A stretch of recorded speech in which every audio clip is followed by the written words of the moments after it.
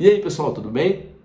Bom, hoje nós vamos falar aqui no canal Adhesive Dentistry, nós vamos falar sobre cimentação de restaurações indiretas. O que nós precisamos saber para realizar esse tipo de restauração?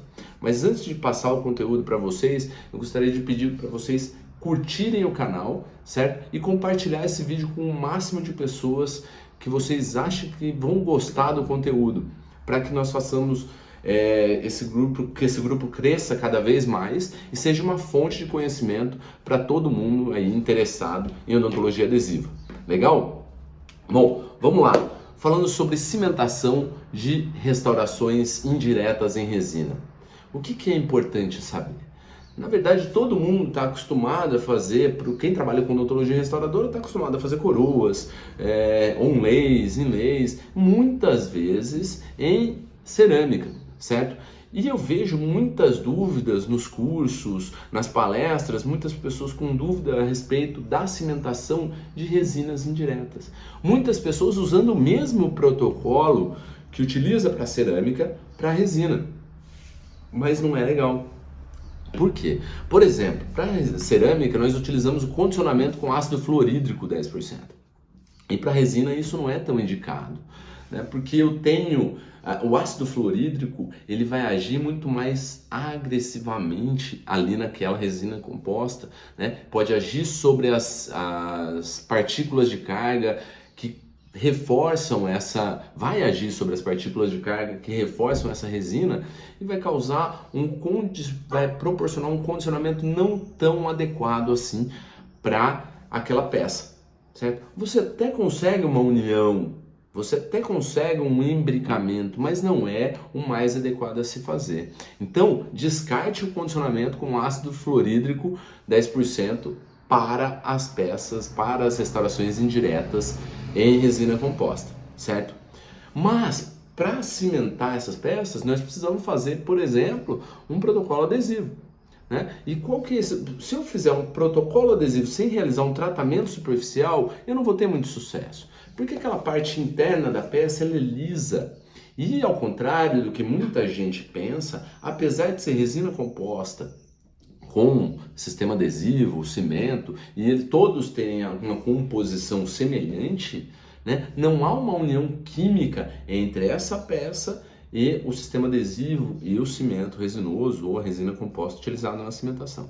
Por que não há uma união química inicial ali? Porque não há monômeros livres, monômeros disponíveis ali naquela superfície para que ocorra a união química. Então não adianta simplesmente você achar que vou passar adesivo, é resina com resina e vai colar. Não é bem assim. Eu preciso ter monômeros disponíveis para isso, certo? Então você tem que criar realizar um tratamento superficial para criar microporosidades e aí uma retenção mecânica desse sistema adesivo. Obviamente, ao final eu vou ter um corpo, né? Um corpo só, digamos assim, resina composta, né? Ou peça indireta em resina composta e a interface adesiva. Vai se formar um corpo por serem materiais semelhantes. Eu vou ter uma distribuição de força uniforme, mas eu preciso fazer um tratamento superficial dessa peça para ter uma união micromecânica. E como que eu vou realizar esse tratamento superficial? Esse tratamento superficial eu posso realizar de duas maneiras, né? Eu vou realizar esse tratamento superficial com pontas diamantadas, por exemplo, ou com asperização com jato de óxido de alumínio, tá? Posso usar, então vamos pensar na asperização com jato de óxido de alumínio. Usualmente se usa um óxido de alumínio de 50 micrômetros, tá? Para isso. Então são as partículas têm em média 50 micrômetros e essa asperização vai promover a formação de microporosidades de uma maneira ótima para essa união. Então você vai ter uma área, né, depois de fazer essa asperização, você vai ter uma área mais opaca ali, que você vai perceber semelhante a que a gente tem quando faz o condicionamento de esmalte, certo? Legal, como que você vai fazer essa asperização? Aberto no consultório, você primeiro, obviamente, você tem que adquirir um jato de óxido de alumínio para isso, não vai usar o jato de bicarbonato, vai ter um dispositivo específico para isso, tá? E aí, com esse jateamento, né, você tem partículas, digamos assim, voando para tudo quanto é lado, né? Então o ideal é que você tenha um local para fazer essa asperização.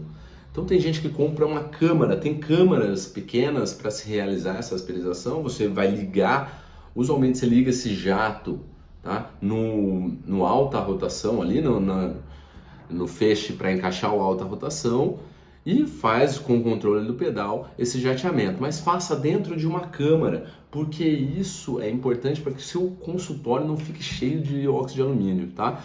Muito cuidado com isso, porque senão você vai ter que ficar limpando e parece aquela, como que eu posso dizer, um exemplo que provavelmente todo mundo conhece, quem reformou uma casa conhece, aquele pó de reforma que fica impregnado e vai demorar muito para você tirar, certo? Então pense dessa maneira, compre uma câmara, faça isso. Preciso de água nesse jato para fazer o jateamento da peça? Para fazer o jateamento da peça não. Então você pode ter um jato de óxido de alumínio sem o jato de água para o jateamento na peça. O tratamento do dente é outra conversa, é outro jato, outro vídeo. Mas para fazer o tratamento da peça, nós podemos utilizar um jato sem água. Por isso pode fazer na câmara, a câmara é até o mais indicado.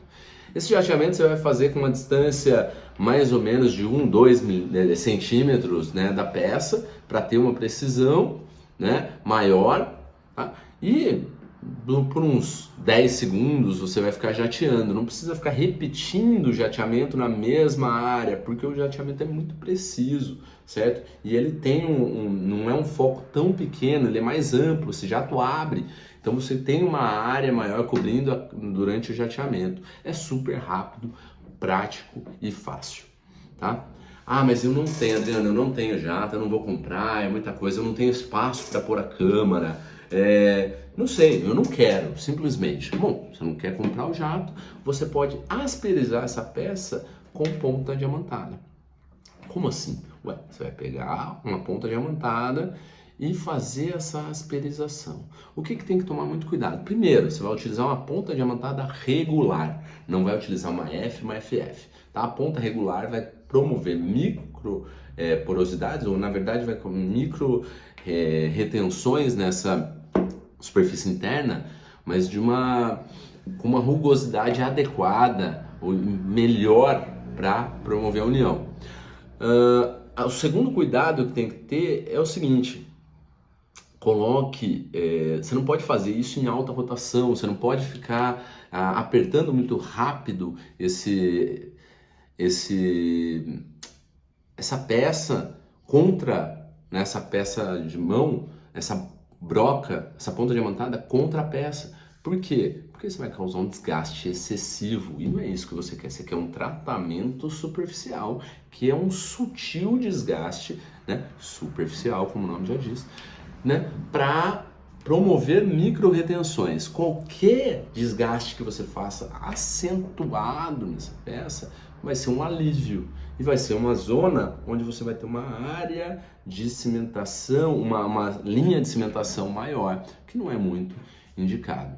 Então, muito cuidado. Quem trabalha com motor elétrico, pode jogar ali 10 mil, 7 mil rotações, né? Que daí vai ser vezes 5, porque você tem um contra-ângulo 1 para 5, vai ter ali em torno de 35 mil, 40 mil, entre 35 e 50 mil rotações, dependendo de quanto você colocar, tá? Para quem trabalha sem motor elétrico, tem um micromotor, tem um multiplicador, coloque no multiplicador e faça essa asperização. Eu não tenho multiplicador, não tenho motor elétrico. Então trabalhe com alta rotação, mas vá aos poucos, com muito cuidado, sabe, controlando no pedal para que esse desgaste seja mínimo e com o intuito de formar micro retenções e não formar um desgaste, não acarretar um desgaste excessivo na peça. Ok, pessoal? Então é isso. Quando eu for trabalhar com restaurações indiretas em resina, cuidado. Lembre-se, o tratamento não é o mesmo daquele que nós temos para cerâmica, né? Já discutimos por quê. Então eu vou ter uma agressão muito maior, eu vou ter um ataque às partículas de carga, isso não é interessante, né? Isso pode causar uma fragilidade nessa interface. Vou partir para o abrasionamento dessa superfície com jato de óxido de alumínio 50 micra ou com ponta diamantada.